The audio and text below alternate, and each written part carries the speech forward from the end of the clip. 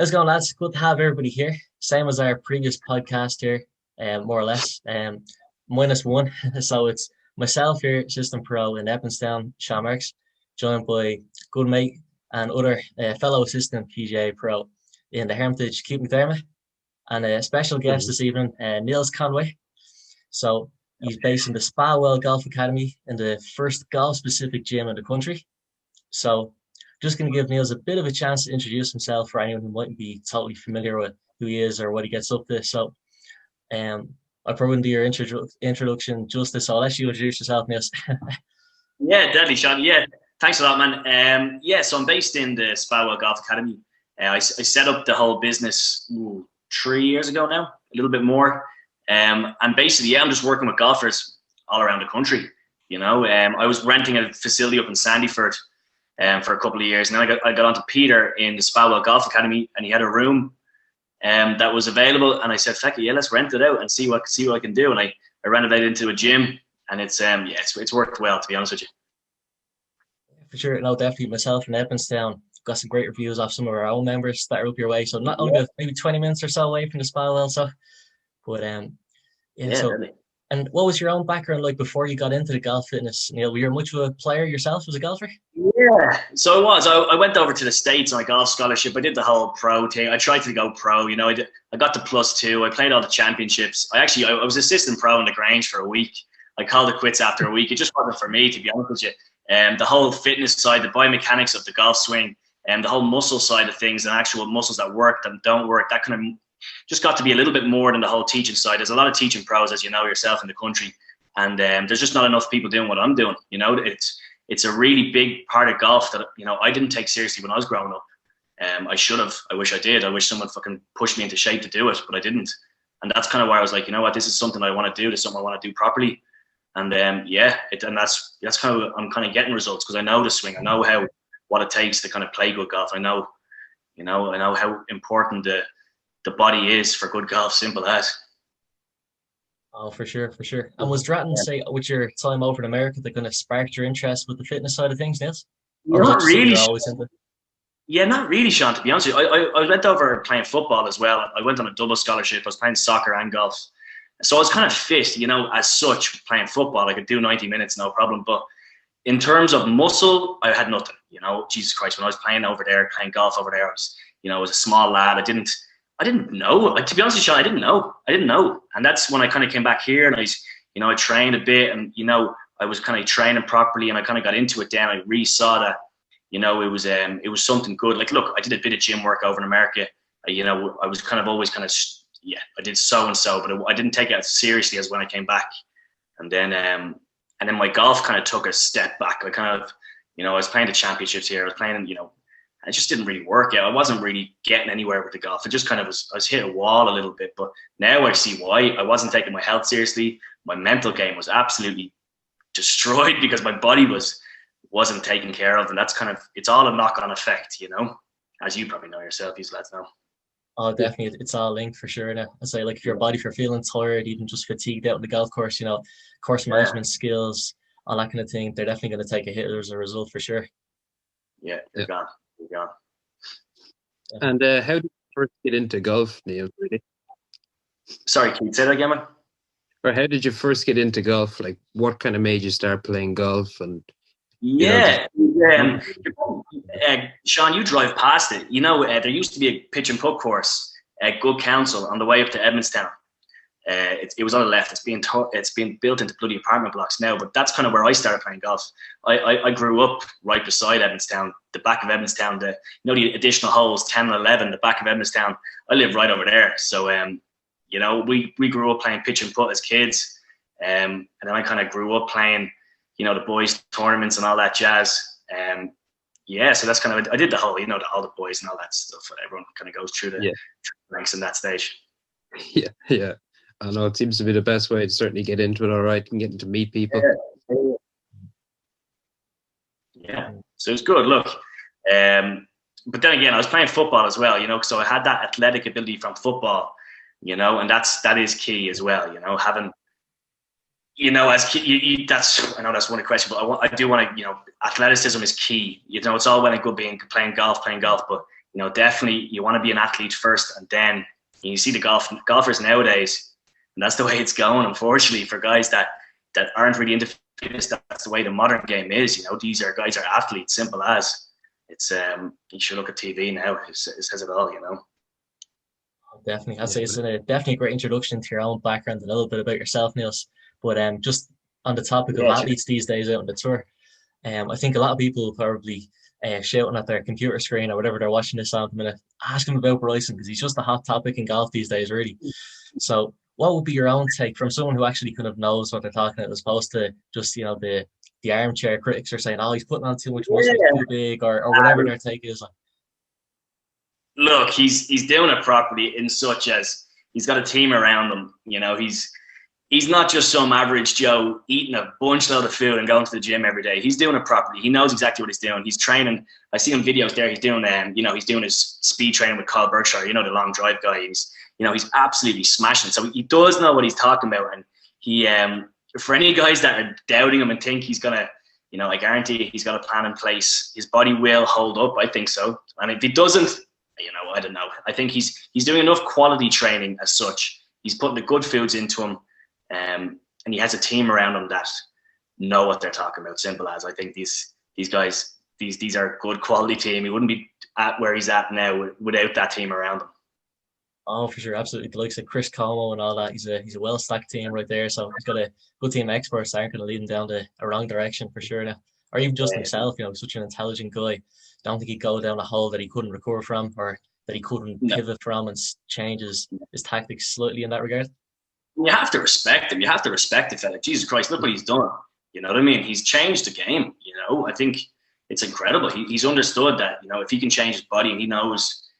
And it's not like he's not, it's not like he's losing accuracy. He's still absolutely pumping these absolute arrows. It's not like it's not like he's throwing accuracy completely out the window. So I give him all props. I have fair play to him. Yeah, in fact, he's nearly gone straighter after he's gained the distance, was just the remarkable thing, really. Yeah, he's so good. He's so good. He's hitting absolute arrows. You know what I mean? I think he's class. Fair play to him. For sure, absolutely. And even just in terms of someone who might want to try and replicate that to a much smaller extent now, just for, say, your typical maybe club golfer or young junior golfer who'd like to gain a little bit of distance, what would your recommendations be there? Your best piece of advice there? Would it be kind of flexibility for most people, or speed training, or which way would you look at it really for most people? Flexibility is a tricky one, you know what I mean? Obviously, guys that are sitting, haven't moved at all for years, flexibility, you can still develop flexibility through strength training. It's not like if you do strength training, you're going to completely become as tight as a board. That's not how it works, you know what I mean? So in terms of someone that's new and wants to get some speed, I would recommend doing a little test, see how your body's moving in relation to the golf swing. Then train fast. That's one thing that I say to my guys. You can't expect to swing the club faster if you're not swinging the club faster. That's all it is. So you have to train fast and with utmost intensity. You can't just be, whatever you've done, if you've hit the ball 200 yards and you expect to hit the ball 220, you will not hit the ball 220 if you just keep doing what you're doing, the same swing. You got to get out of your comfort zone, learn how to swing the club faster. And that's why I've got guys coming into me. And that's what, you got to get uncomfortable to become comfortable. And, it's one of those kind of sayings in life. You have to get out of your comfort zone. You know what I mean? And then don't worry about these wayward shots. You can straighten those up. And that's why I tell them there's enough coaches, and you know yourself, even up in Evanston, there's enough guys that will squirt and that'll bring those shots in. But you can't get there if you're not training fast. So, I get guys, take your head off your driver shaft, swing that as fast as you can. Even take an iron, flip it over, and just absolutely go hell for leather. Definitely. I'd say I love your message there. What's that, Keith? Yeah. So it's very easy to get comfortable, especially when, as you said, like if you're hitting the ball a certain distance and you're happy with that, and then you stop trying to hit it further. It's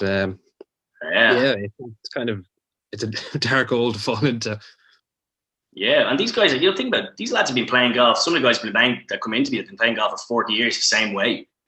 Yeah. It's a very difficult thing to change, but also that's why your body has to be, you have to build up muscle. You have to build up muscles around your joints. You have to protect your body as well. You can't just go into the gym, expect to lift weights, swing the club faster if you're not doing it properly. You know what I mean? That's why I tell guys, it's all well and good going to the gym, but you got to put a plan in place, know your own limitations, know your own, how good you are, what you can do. There's no point just going in and just going all out. You have to know and put a plan together.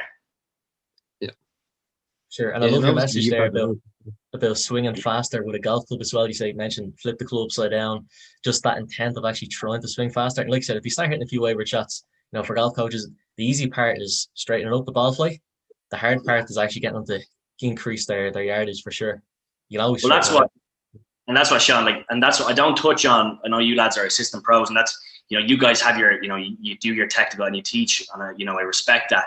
And in terms, and the biomechanics in terms of sequencing, and it's all well and good. And that's what I kind of, get your body moving, just sequencing right, hips, torso, shoulders, arms, club head. And just, if I can just get that into them, no golf club, just getting them throwing a ball in that order, whether they like it or not, and do that enough times, that'll actually translate into the golf swing. So that's kind of what I'm doing, just throwing them like a medicine ball as hard as you can, but try and get that sequencing right. And that'll actually, then the other guys, then you can work on all your different positions and all that jazz.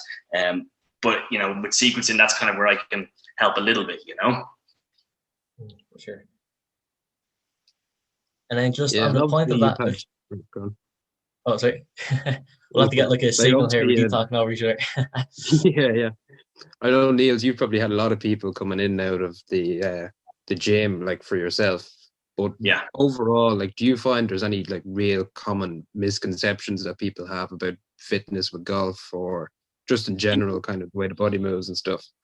Well, I remember when I was playing in the boys, and that's a good question, man. I remember playing in the boys, and don't go to the gym. Jeez, don't go to the gym. You don't want to put on muscle. You don't want to get bulky. Look, if it was that easy, everybody walking around like Arnold Schwarzenegger. Simple as. It's not. Trust me, it's not. So unless you're doing bodybuilding and you don't play golf and you're not doing anything, you will not get too bulky. Trust me. Unless you're taking steroids and you're juicing up, you're not going to get too bulky. So that's why I say to guys, that's the biggest myth ever. If you lift weights, you're going to slow yourself down. No, if you lift weights and you play enough golf and you do some sort of movement, you'll be fine. Simple as. I don't know what you guys, whatever, it's that's a gap. And that was just me growing up. I remember playing tournaments and, God, don't lift weights. No. That's mad. You know what I mean? Yeah, it's amazing. There was that misconception that it'd ruin your touch and feel around the greens for all the shorter shots, the finesse stuff. Yeah. But. Yeah. Well, I'm brutal at that anyway, but yeah.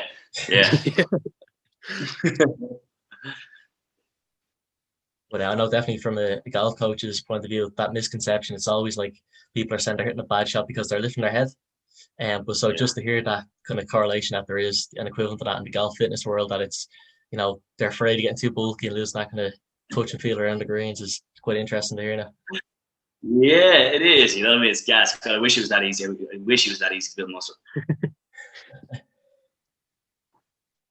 Yeah, and also, apart from building muscle, would there be in particular you'd be advising players in order to just a tip here or there in order to try and aid against injury? Yeah, definitely. You have to be able to withstand rotation as much as your ability to rotate, and that's a big one. That's what a lot of golfers don't. If you're trying to develop speed and rotate and become swing the club faster, you have to be able to stop that rotation as well. And that's a big thing in terms of golf fitness, where you have to, like, a lot of anti-rotation work, simple, resistant bands. You can do, a pull-off press. These are little exercises for anti-rotation. You have to be able to stop your body from rotating as much as you want to rotate. And that's for injury prevention, simple, because a lot of guys come into would have lower back issues and would have, a weak core, but also, and that's, you have to be able to slow that rotation down as much as rotate.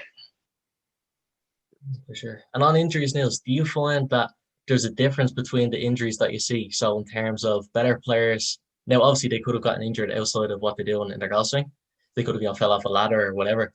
But do you find maybe better players are getting wrist and forearm, hand injuries, and then worse players get maybe lower back? Yeah, from wear and tear a little bit, and that's what those mats, they are bad. The mats, and people be hitting off mats, and that is tough on your wrists, So that's why, it is one of those things. But look, we live in Ireland, it's cold. What can you do? If that's all you can practice on, it is what it is. But definitely lower back is a big one. And in terms of pelvic control, posture, I don't know. I know you guys know Sergio he talks about a lot about that and posture in the Spalwa golf play. I'm sure you guys have talked as well. Posture is massive, you know, in terms of spinal alignment, and that's having that pelvic control is key. You know, a lot of guys are coming in, and you know that old saying where you stick your arse out and all that jazz. You know, that's gone now. You have to be able to tuck your pelvis under, have that core control, and that's key. A lot of golfers don't know that. A lot of golfers would, you know, have that thing of sticking your bum back and getting that arch, and God, you're just asking for an injury. You're asking for an injury in the long run, having that posture in your golf swing. Definitely.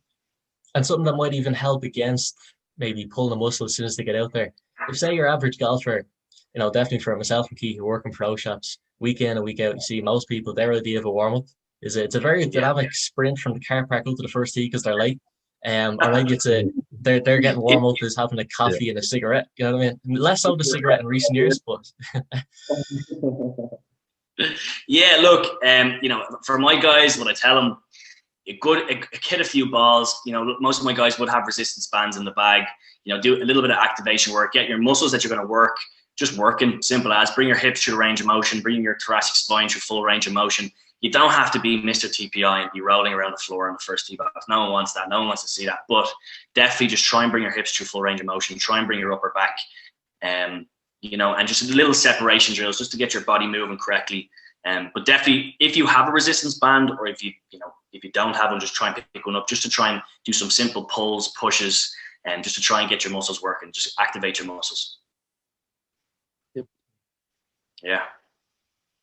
Or even for the golfer who's going to be super dedicated in that regard, a little bit more than the average Joe. So say they've got maybe 20 minutes from when they pull into the car park to where they tee off. Would you advise, say, if they're to split up that practice time, a little bit of warm-up, say between putting maybe a few dynamic stretches, or even actually I thought it was quite interesting, myself and Keely over to the Belfry for our residentials.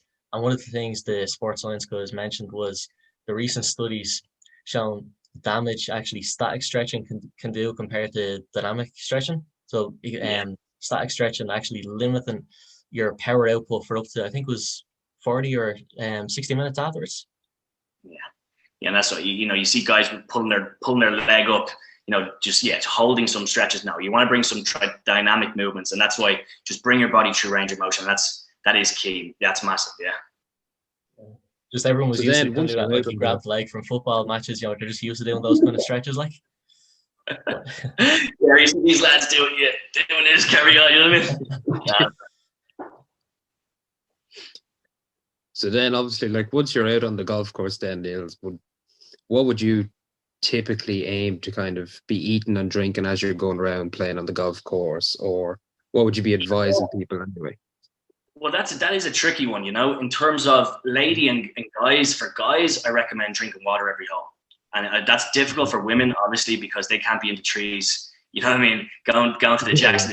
But for guys, definitely I'd recommend drinking water every hole. You know, once you're thirsty, you're gone. Your concentration's gone. So once you feel thirsty, that's to say you're gone. A little sip of water every hole. And I like a little snack every 3 holes. They say, you know, 6 holes. Everyone's different. So, you know, obviously, you know, you don't have stuffed walking around. You know, in terms of sugar spikes and all that jazz, don't be eating chocolate bars at the start of the round, because then you'll spike and you'll get tired then coming into the back nine. So if you are going to eat sugar, you can see, you know, maybe leave it to the last 3 or 4 holes, but I wouldn't be eating sugar any way before that. All those granola bars, they're good, and they are filled with sugar, but definitely it's better than grabbing a Mars bar or a Snickers or something like that. Obviously nuts are the best you can do, you know, and everyone says, oh, nuts, but they actually are, you know, in terms of healthy fats, full of energy. I'd recommend almonds, full of protein too. They're really good. And key is to try and eat a good dinner the night before. And that's key, you know, so try and eat a good dinner before, and you will notice a difference the day after. And that is massive. And in terms of caffeine, I don't know if you guys talk, I don't know where you guys are at with caffeine. With me and my guys, I struggle with caffeine. I couldn't drink coffee before I played. Like, I struggle with the chipping anyway. Never mind, I had a coffee, I'd be yipping it everywhere. You know what I mean? So for me, it was, I tell guys, look, if it works for you, happy days. If it doesn't, don't do it. But find what works for you. You know, some guys love coffee. They feel, oh, you know, they can concentrate better. I can do all that. They can hit the ball better. For me, no go. You know, I don't know how you guys are with that. But yeah, it's about finding the right balance, I'd say, with it, trying to make sure that you're not, you know, drinking and eating too much, that you're constantly, you know, you're, like you said, you're hyper nearly all the time, but not being thirsty or hungry going around playing golf as well. Yeah, exactly. And another, just to segue into the next question there, I know we've had this one sent in to us. So a lot of golfers, you probably know yourself, Neil, from that kind of 45 to 60 age group, who might have been reasonable or low single-digit handicappers in not too recent, or well, only a few years going back. So and all of a sudden their game is starting to take a bit of a downward spiral, and their handicap starting to go out now, especially with the new world handicap system going on. It's definitely hurt a few egos there, getting a few shots back. If you could advise something for those guys in that kind of handicap range that are looking to get their game back, they always love that. Their big reason for playing golf, they love the competitive aspect to it. Well, that's massive. And, I don't know what in part of that question was, do these guys feel tired? Do they feel weak? Are they losing yards? I think the big thing is losing yards, right? Oh, pretty much. We're talking. Yeah, and that's massive. Yeah, and that's massive. A lot of guys would be losing yards. Well, and your strength is like any. Your strength will diminish. You will lose your strength. It is what it is. As you get older, you're going to lose it. So strength training, God, that of course will help. Not only golf, but in life in general. And that's what most of the guys that come into me, they know that the priority is your health and wellness and adding years to your life.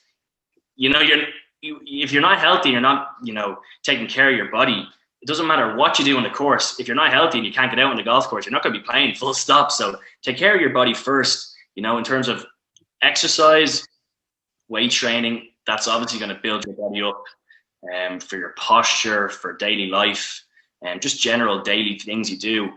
And of course, ball striking, distance, unless you're completely losing technique and you've completely forgotten how to hit the golf ball, actually develop a bit of strength and will help 100%. Yep. Yeah. And then maybe even on the opposite end of the spectrum there. So from, not that we're going to call the 45 and up an old age category, but for the young guys, the young junior golfer who really wants to push their ability as far as they can and maybe have dreams of playing the tour one day. So let's say typical junior, maybe say 15 years of age, should they be in the gym?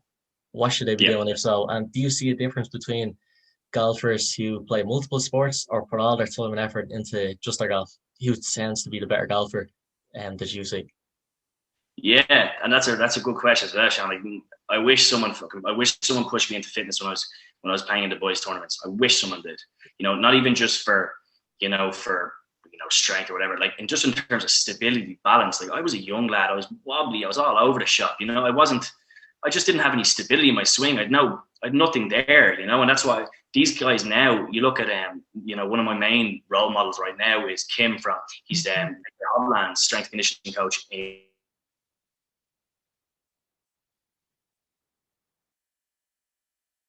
What he's doing to that Norwegian golf team and the Norwegian youth golf is serious. He's training athletes, the ability to jump, sprint, hand-eye coordination, reaction drills, all this type of stuff that is so key for speed, for power, to keep up now. And that's what Ireland is a little bit behind in that sense, but that's what I'm going to be doing now this summer. I'm going to be pushing the whole junior development stuff because it's so massive that, in terms of power development for these kids, that I wish someone did that for me.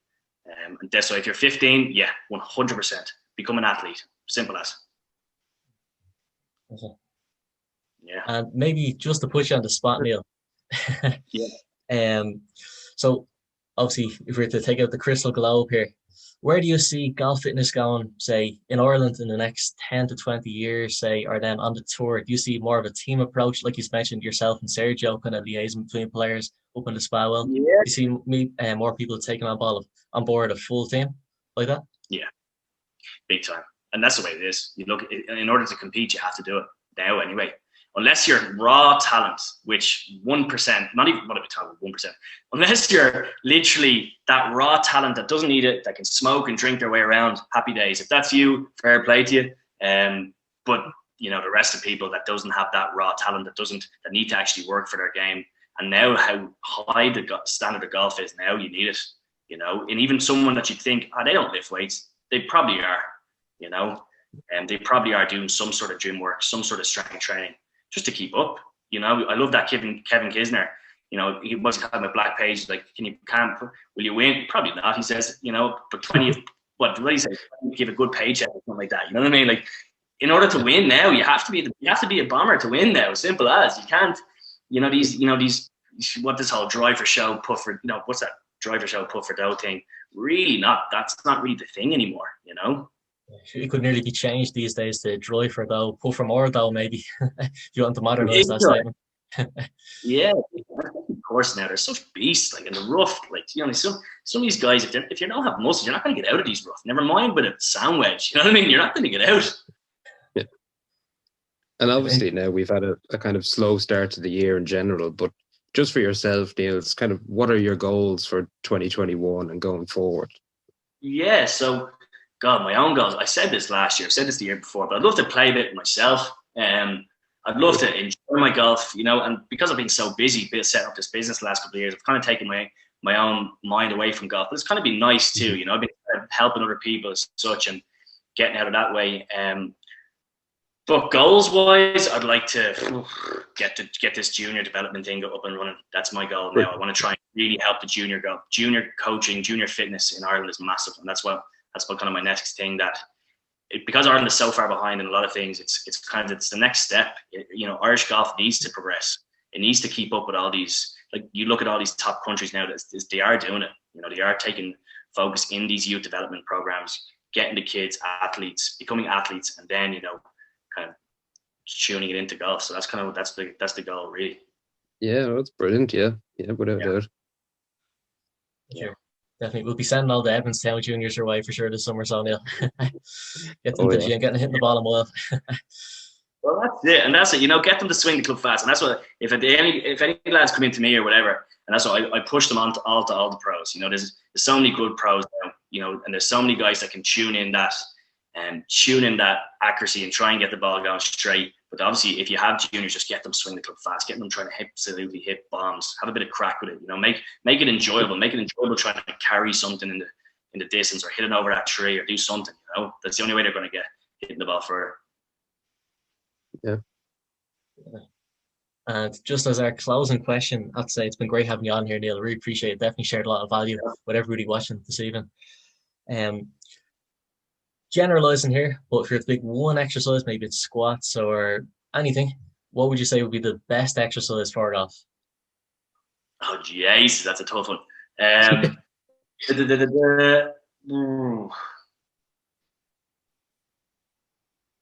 Probably, yeah, that's a very tough one. That is such a tough one, that. In terms of mobility, do you want to become strength more so than mobility? I'd probably pick a mobility exercise to try and open up your thoracic spine. But then again, if you're thoracic spine and you don't have your secrets in, that's such a tough question, Seán. That's such a tough question. If I could pick one generalized, I'd pick some sort of thoracic spine exercise to try and get a shoulder turn. But look, man, that's such a tough question. It's very difficult to pick just one. Maybe a good question to wrap it up. It's quite difficult to pinpoint just one, so everyone will have to book in with a session for you to find out what that is for them. That suits their needs there. Exactly. Yeah. Well, I'm based in Spalwell there, so look, I don't know what when I'm going to be able to open up again. I've been closed up shop, so I just have this Zoom stuff going. I've still the Zoom stuff is great. I've got golfers from all over the country doing the Zoom stuff. But look, like it is, there's only so much you can do over a computer screen. It's better than nothing. It is at the moment, but hopefully we all get through these shitty times, I'll definitely just make the best of the situation we have. And I believe you're doing Zoom classes 3 times a week, Nils. For anyone who wants to get in touch with you, I know you're big on social media, especially Instagram. You've got your own YouTube channel there, a few exercises up there, or people want to book sessions with yourself. Where can they get in touch with you? Yeah, just info at nilsconwaygolffit.ie and check out the website. And yeah, just get in touch, shoot me an email. I'll let you know all the info on that. But yeah, I've got Zoom classes Monday, Wednesday, Friday. Recordings available, and hopefully I'll be up and running now come March in the gym. So yeah. Perfect. It's been a pleasure having you on, Nils. Great speaking to you, and thanks for coming on, Keith. Cheers. Thanks, Ian. Thanks, guys. See you later. Good luck.